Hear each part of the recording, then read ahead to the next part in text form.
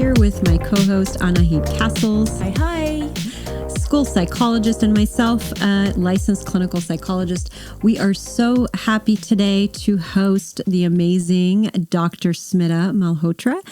I'm going to let her introduce herself. Hi, I'm so excited to be here. Thank you for having me. This is an honor. My name is Dr. Smita Mahotra. I'm the Chief Medical Director for LAUSD, and I'm a pediatrician by training. But more important than all of that, I'm a mother of two beautiful children, 7 and 10 years old. And I'm so excited to be here talking about parenting and encouraging your children to follow their true path in life. This is my passion, and it's just an honor. So thank you for having me. So glad to have you, Smita. We are so excited to talk about this such needed topic on career success and all that. So first question that I've been dying to ask you, and by the way, she's being super humble because she had the most watched TED Talk recently.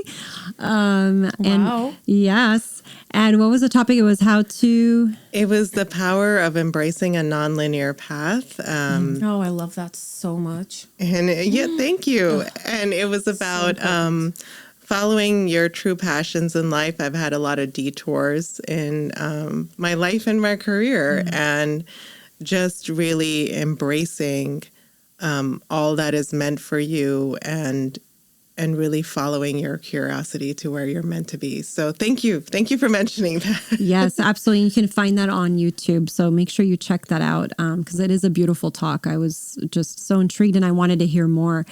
Smita, tell us, please, how you chose your path. Did you always know you wanted to become a doctor, a pediatrician? What's your story? Great question. When I wrote my career personal statement for medical school, I still remember my first line to this day, and it was, I didn't always know I wanted to be a doctor. In fact, I discovered it. And for a long time, I felt like I was riding a ship with no destination. And I think that has kind of permeated throughout my life, because we all ride this ship, right, which we feel like has no destination. But at each step, we follow our curiosity, and we follow the next step and the next step and the next step. And so my career path has been pretty on par with that. I initially went to, when I was in college, my parents, I was an immigrant to this country at the age of 11 and a half, 12. And as an immigrant, I guess you can imagine that, our parents always wanted us to choose the most successful path. And as a South Asian immigrant, I had 3 options: doctor, lawyer, or engineer. And amen to that. Yeah. I think we have the same path. Yes, many people can relate to that. And, my parents, told me, like, these are your options and pick one. And I picked doctor, but also because I loved medicine. I loved science. I loved helping people during their most vulnerable moments. But I also had a really creative side to my brain, and, photography, film, writing, those were also my passions. And I always thought, okay, I'm going to do this. I'm going to go into medicine. I'm going to make my parents proud, but somehow I'm going to incorporate all these other things into my life. Somehow I'm going to do it. And so my career path has been really long and winding. I became a doctor, made my parents proud. When I walked across the stage on my graduation, I was like, yes, I did it for my parents. And I also, my first couple of years of my career as a physician, I loved being a physician, but I always felt like something was missing. I always felt like I wasn't using all of my talents. And through my journey, I fell into photography. I started photographing weddings, and I started being second shooter with other photographers. And I started getting into this industry that really intrigued me. And everyone, it is crazy. Everyone that was like, I came across with at weddings was like, oh, you're a doctor and you're doing this? Like, it was so... The reaction I got was so like, why? And but I didn't let that deter me. I eventually left medicine for a little bit, started my own company, became a wedding photographer, photographed all over the world and the United States, Puerto Rico, Mexico. It was a very successful business until I had to have kids, and that was a journey in itself. But I realized that, following my curiosity led me to every place I needed to be. And the reason I am chief medical director for LAUSD is because I did all of that. It's So because can I ask I did a question, that. actually? Right. So what gave you the power, maybe internal force, whatever that is, what gave you the power to say, it doesn't matter what anyone else thinks. I don't care that you think this is beneath me or menial or a doctor shouldn't be doing this. What made you say it doesn't matter? What gave you that power? What supported that? That is an incredible question, because I questioned myself, I'm a human. And when someone said that, and I was like, oh my God, am I doing something wrong? Even my parents at the time were like, what are you doing? They're great parents, but they were not supportive of this. Yeah. And there was just, I think when you have always followed a path that is not accepted by society, you develop this self-resilience. Maybe this is a word I'm making up, but I had just learned to trust my intuition. And even though everyone was telling me this looks ridiculous. That's the key to resilience. Right. If I can bottle that right. and give it to every kid I work with, ignore what's happening around you and go internal. Right. That's because your parents, all the people that are there, your support team, was like, I don't know. But you fought through that. One thing I will say my parents gave me was a deep power of spirituality. And I don't mean that in the religious sense exactly, because I'm not a religious person, but I'm a spiritual person. And for me, that means that my favorite thing to do is, which people would make fun of, is just do a lot of like self-reflection, and I do a lot of like what do we call it when just a lot of like, people would say woo woo, whatever it is. I like to go into the spiritual realm and figure out who I am as a person, why I'm here, what is my purpose in life. Purpose in life. And that's what I spend a lot of my time on. So a lot of self-unfoldment. Trusting yourself, right? So the intuition's huge. What's my purpose? What's my mission? What am I here for? Right. That's what it is. And so Love it. I may not be a religious person, but trust me, I have explored every religion. I have read all the textbooks. I have done all the spiritual work, and that means a lot to me. And so I think that really helped me to follow like my own path and figure out what I'm here to do in this world. And even if it's against everyone's thinking, as long as I know I'm doing the right thing. That's powerful. In this as you were talking, Smita, it reminded me of, as we all work with kids who have ADHD and anxiety or depression. And when I even do talks at schools, I'll say, your ADHD and your anxiety is your superpower. And I had one kid say, "Oh, am I Superman then?" And I'm like, "You're kind of like Superman." Yes. Because what I'm hearing, what you're saying, which is so powerful, is resilience, right? It's kind of like, I'm going to hear you, what you're saying, mom or dad. And thank you for guiding me in that direction. But there is still something missing within me because I am not you. I am my own person. And I still need to discover this for myself. I need to feel whole here. And it's almost like the inner child theory of loving yourself first before you can love anyone else, hugging yourself, giving yourself that love and compassion so that I can be the best I can be, right? And I think this segues beautifully into what parents can do and what we are really seeing and, just the do's and the don'ts when we are encouraging our kids from when they're little, whether it's taking a dance class, an art class, theater, music, and really encouraging them to be the best they can be. What can you say about that?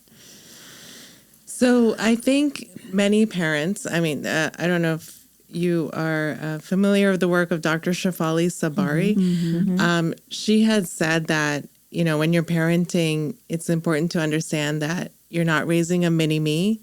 You're raising a spirit throbbing with its own signature. I don't think that's her exact quote. I'm paraphrasing, but I thought that was beautiful because, many of us, even myself included, when I thought, I would have my kids and they're going to be little mini-me's, little mini Smithas running around.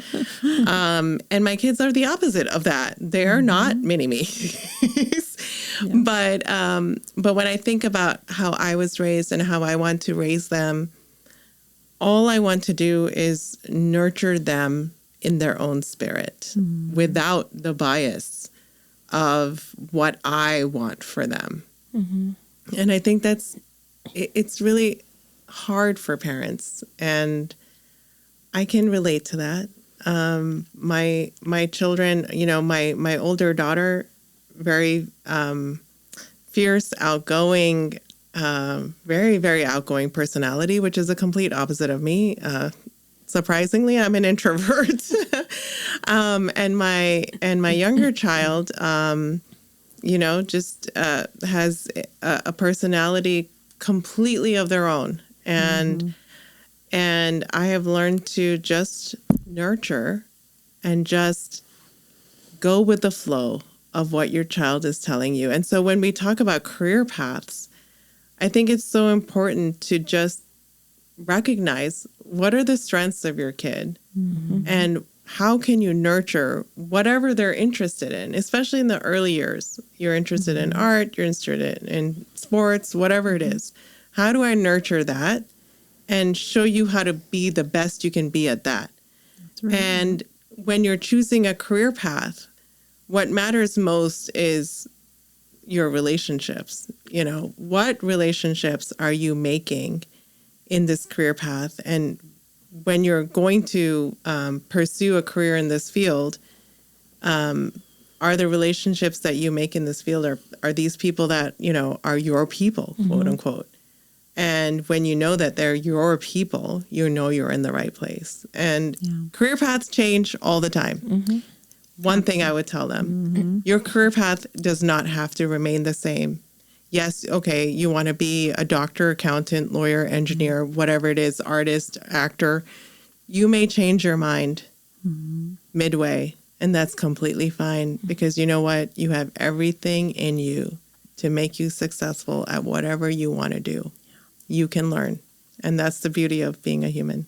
I love that. I do, and I think it's so great to hear your stories, and I think a lot of people do relate to that because it's not linear at all, and we would love, Anahit and I, also to share just with our listeners, and a lot of people don't know this about me, and they'll get to know you too a little better, Anahit too, is I never it was never in my intention to become a psychologist.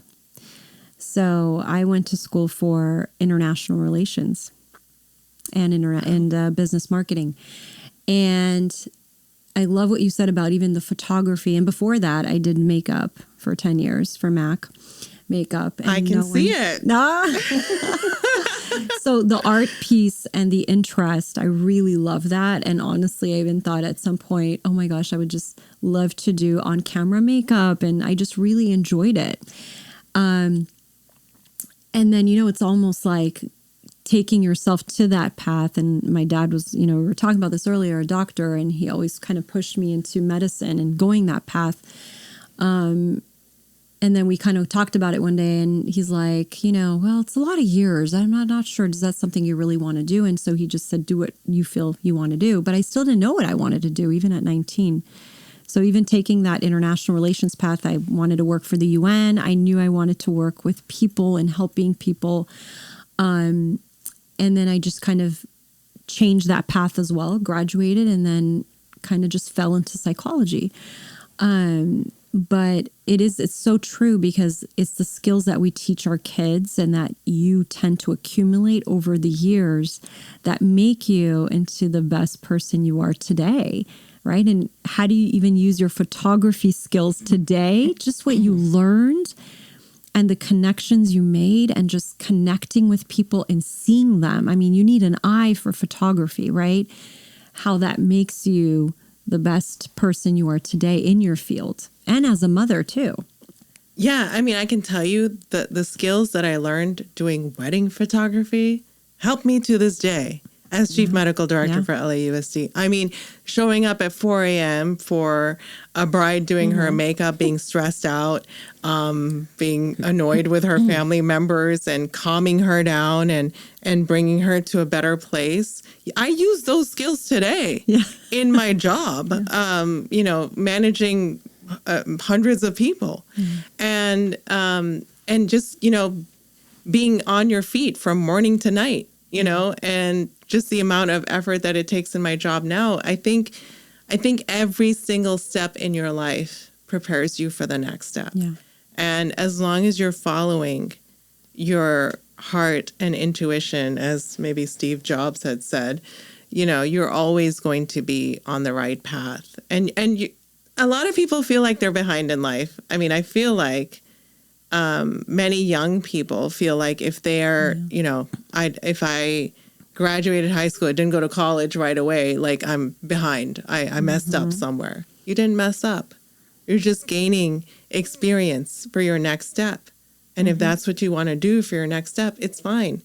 But as long as you're following what you want to do and you're doing the best that you can do for yourself at that time, you're on the right path. Right. So, what about you? I want to hear. Me. So listening to you guys talk, it was really interesting. A few things came up for me, like from my upbringing and the way things were. Again, we're all from immigrant families, and I was first generation born American. So my ideals and my thoughts and my wants for myself were very different than what my family wanted for me.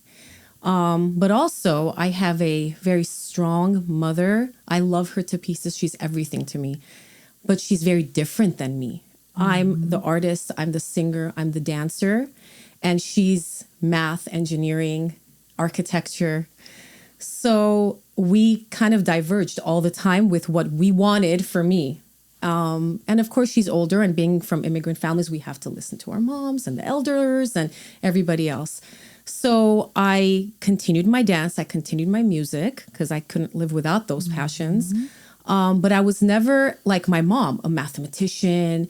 I struggled in math all the time. I was like, what job am I going to find to make my mom proud? What am I going to do? I'm not going to be a doctor. I can't do all those classes. So then I discovered genetic counseling. I'm like, oh, I can try that. That's a mix of both worlds. I can try it. Well, I took an embryology class and I felt the edges of my brain. I knew I couldn't expand further than what it was. I had to work 10 times harder than everybody in the class. I still got an A, but I sat there watching everybody and I realized this is not the way it is. I can't do everything. I finally realized everybody has a path. You can't, when they tell you you can do everything, you got to do the thing that's right for you. This was not right for me. So I got an A in my class and I changed majors.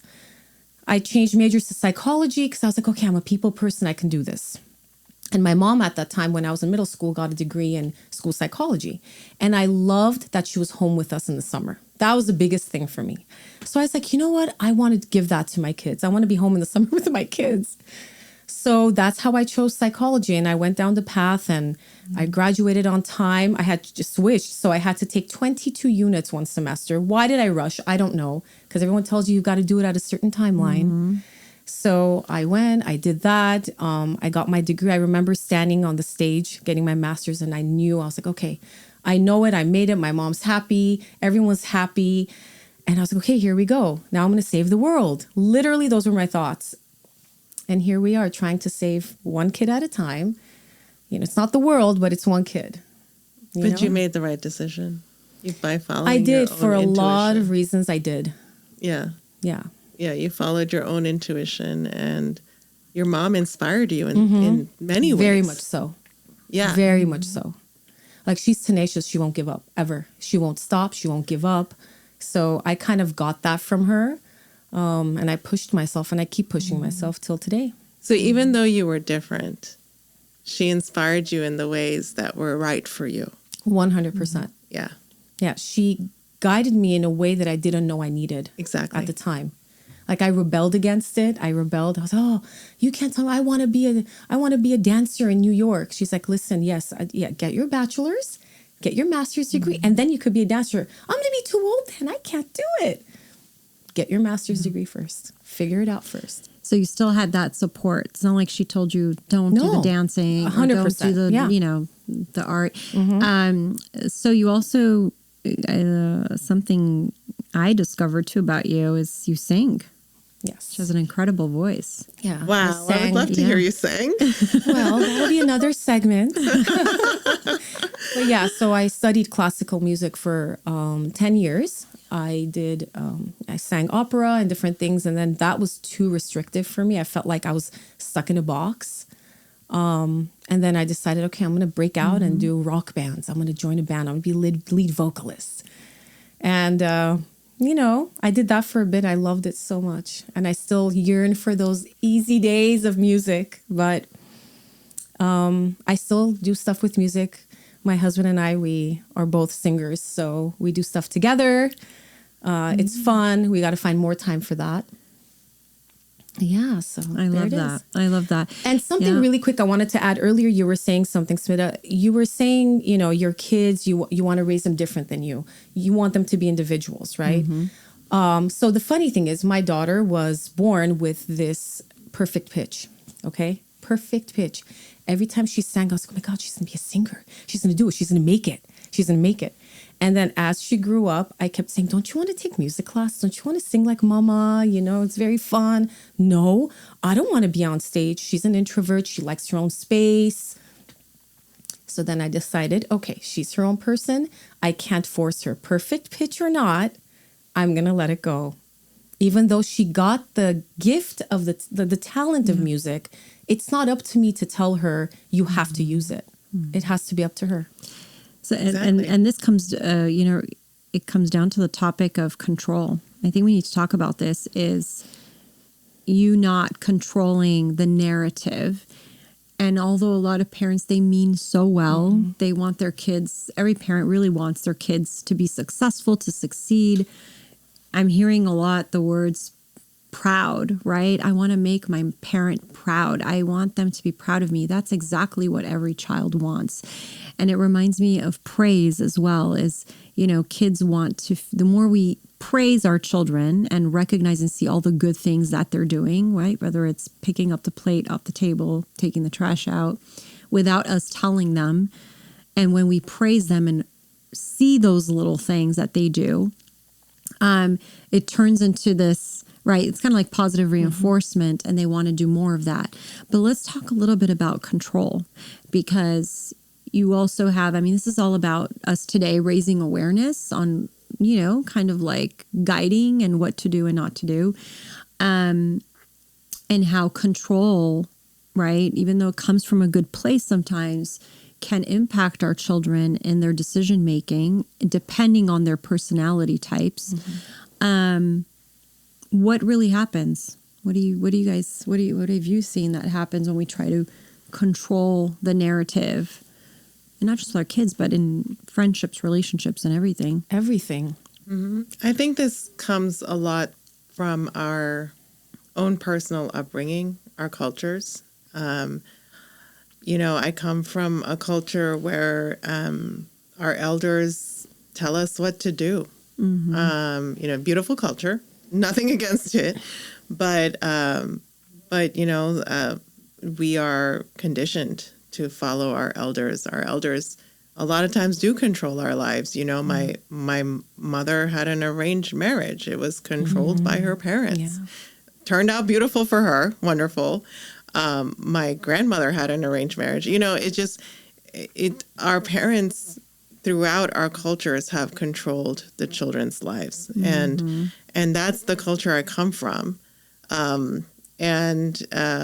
But going forward, it has to be different for me, at least. And I began to realize that, my parents did the best they could. And they did a beautiful job, but I have to do things differently going forward. I cannot control my children to that degree.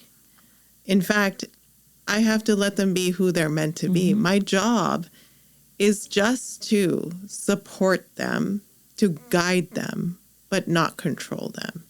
And I think that's better for my own mental health too, because I began to realize, like, the more I put this pressure on myself to control my kids, especially in the early years when I'm like, oh, why aren't you doing this at this time? Why aren't you doing, the more it affected my own mental health, the more it affected my parenting, the more it affected my children.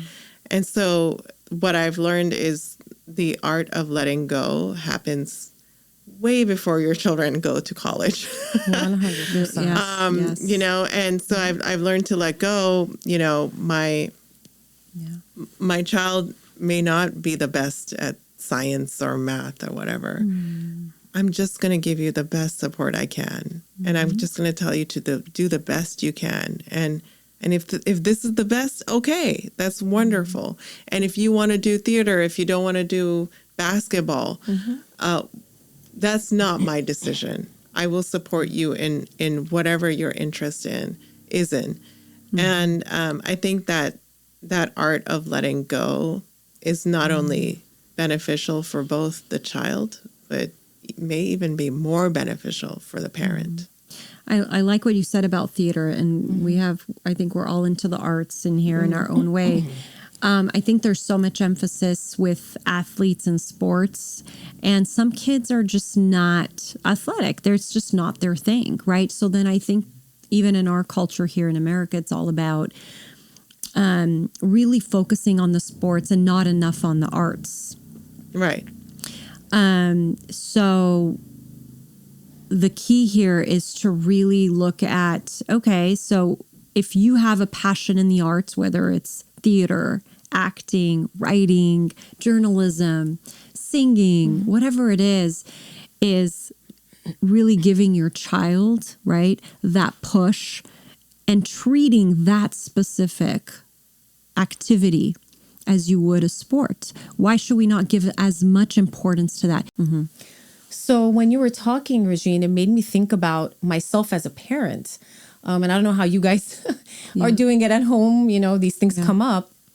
My son in particular loves to do tons of things. He's very hyper and active and, does thousands of things, loves everything. So, partially I had to, think about this for myself. He does something fully, and how do I nurture that? So I'm nurturing it by allowing him to explore it fully. So I get him the gear, I get him the, for cooking, knives and different kinds of knives and classes to learn how to do it with, so he doesn't, cut his fingers off and burn the house down, and allowing him the space without hovering and controlling him in the kitchen, because that's my thing. yes, you cook. So I've had to walk away and let him do it. But then he says, okay, I don't want to cook anymore. I'm done with cooking. So what about everything I bought and all the things? I had to be okay and let go. Like you said, Smita, that we let go of controlling your outcome. You want to try something different, it should be okay. You're not quitting. You're putting it aside to gain new skills. So when he was cooking, he's gained so many skills that he uses every single day. He cooks for himself. He cooks for his sister. I make him prep things for me when I'm not home, you know? So that feeling of guilt of allowing your child to quit something is not really quitting. It's allowing them to learn what they needed to learn from that and move to something different for their soul. Yeah. Smita. I think it's a really fine balance. First of all, for your son, when in his life will he be able to do all of these things and figure out what he's good at? I mean, that's amazing. That this is the time to explore, follow your curiosity. In terms of pushing versus guidance, I think it is a level of like parents putting boundaries. When you are able to achieve this, then you can move on to the next thing. I say this because I had a patient a while ago, would come to my office with chronic abdominal pain all the time. This person was a big football player and apparently loved playing football, and chronic abdominal pain, everything was done. Nothing was improving. Chronic abdominal pain all the time, waking up at night. One day, I asked him, do you like football? And he was like, no, actually, I don't. There you go. My dad has pushed me to keep going, and I'm just tired of doing it. And, okay. So I talked to his father, and I was like, this is what your son said. And he's like, I never knew that. I never knew that he was so tired. And See, it's the subtle messages we give our kids Yeah. that we don't even know that we're doing Yes. it. and the dad took him out of football maybe the next week. And shortly after that, no more chronic abdominal pain. Yeah. And our emotional messages turn out physical many, many times. And it showed me that fine line of pushing versus guiding. This kid had done everything possible with football. And I think when your child is clearly telling you, I don't want to do this anymore, you let them go. Yes. You let So, Smita, we are so happy that you joined us today. What an incredible, inspiring conversation with you. You also forgot to mention your book. I know it's not related, but it is still related because it is part of you, and it's a creation that you put together. And I think I can't recall the title right now. Was it called The New? So it's called the Newborn Handbook. Yes. It was an incredible collaboration because after both of my pregnancies, I went through pretty big postpartum depression. And I wanted to create a book that guided new parents of all families, I say this, because families are not just mom and dad and baby. Families are dad, baby, mom, baby, caregivers, That's right. foster parents. And dads experience postpartum depression just like moms do. So I wanted to create a book that encompassed all families and really showed the changes that we all go through when we have children and how to manage our own traumas so that we can really support our children through theirs. And I love that. and it's really only for the first 3 months of a newborn's life, but I have put so much about my personal life into it. And I hope that it helps people going forward. Oh, that's amazing. Thank you so much for sharing. And where can people find that book? You can find it on Amazon, Barnes and Nobles, any bookseller. But it's called The Newborn Handbook, and it's for families of all types. Wonderful. And where can people find you? Thank you for asking that. So I am on Instagram at Dr. Smita _MD. I am also on, I'm not as active on Twitter or the X, whatever it's called, Dr. Smita _MD. And on LinkedIn, you can find me at my professional name, Smita Mahotra. You can find me. But those are my main avenues, and you can go to my website, www.drsmithamd.com. Well, wonderful. It was Such an so amazing. inspiration. I'm sorry, Yes. www.smithamd.com. Yes. It's so wonderful having you, and we're so pleased and for all the work you're doing, for also LAUSD, for all the work you're doing for the children. You're an amazing addition, and you bring such talent. And just knowing you personally, you're an amazing person, beautiful inside out.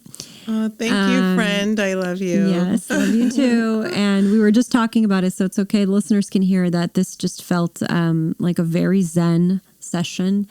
And it was just so great having you on for our episode 3 on career success. And we wish you so much success in the future in all aspects of your life and with your 2 beautiful children.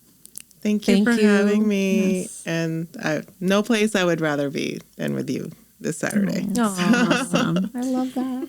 Awesome. So catch us next time for our next episode. And you can find us on YouTube, Spotify, Apple Podcasts, Apple Podcast. and you can give us a follow at the Discovery Hub podcast on Instagram. See you next time.